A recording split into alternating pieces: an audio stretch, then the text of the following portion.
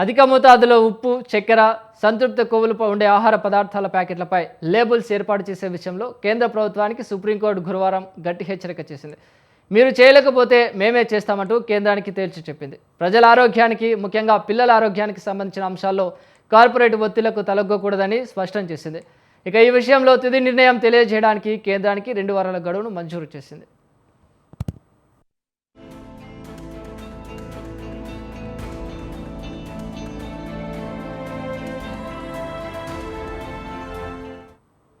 Justice J B Pardiwala, justice K Vinod చంద్రన్తో కూడిన ధర్మాసనం ఈ అంశంపై దాఖలైన ప్రజా ప్రయోజన వ్యాజ్యాన్ని విచారించింది.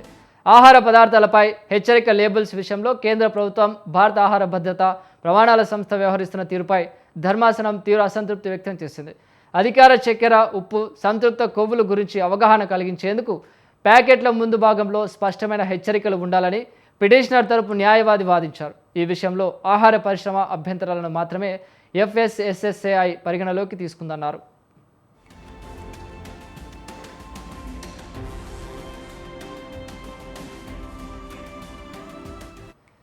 ఆహార ప్యాకెట్లపై హెచ్చరిక గుర్తులకు బదులుగా అదనపు చక్కెర, సంతృప్త కొవ్వులు, ఉప్పు మొదలైన వాటిని రోజుకి ఎంత తీసుకోవచ్చో పట్టిక రూపంలో చూపించే విధానాన్ని FSSAI సూచించింది. అయితే ఈ విధానం వినియోగదారులకు అవసరమైనంత అవగాహన అందించిందనే అభిప్రాయాలు వ్యక్తమవుతున్నాయి. ఈ నేపథ్యంలో కేంద్రం తీసుకున్న చర్యలపై సుప్రీంకోర్టు ప్రశ్నలు సంధించింది.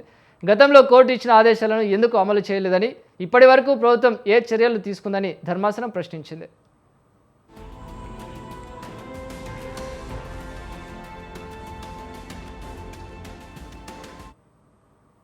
హెచ్చరిక లేబుల్స్ వల్ల ఉత్పత్తుల విక్రయాలపై ప్రభావం పడుతుందని, తయారీదారులు అభ్యంతరం వ్యక్తం చేయవచ్చని కోర్టు పేర్కొంది. అయితే తాము తినే ఆహారంలో ఎంత చక్కెర, ఉప్పు, సంతృప్త కొవ్వు ఉందో తెలుసుకునే హక్కు వినియోగదారులకు ఉందని స్పష్టం చేసింది. ఇక హెచ్చరిక ఉన్నప్పటికీ ఉత్పత్తిని కొనాలా వద్దా అనేది తుది నిర్ణయం వినియోగదారుదేనని తెలిపింది. హెచ్చరిక లేబుల్స్కు సంబంధించిన ప్రతిపాదనపై చర్యలు తీసుకునేందుకు కేంద్రానికి సుప్రీంకోర్టు 2 వారాల గడువు ఇచ్చింది. తదుపరి విచారణ సమయంలో అవసరమైతే తుది ఆదేశాలు జారీ చేస్తామని ధర్మాసనం స్పష్టం చేసింది.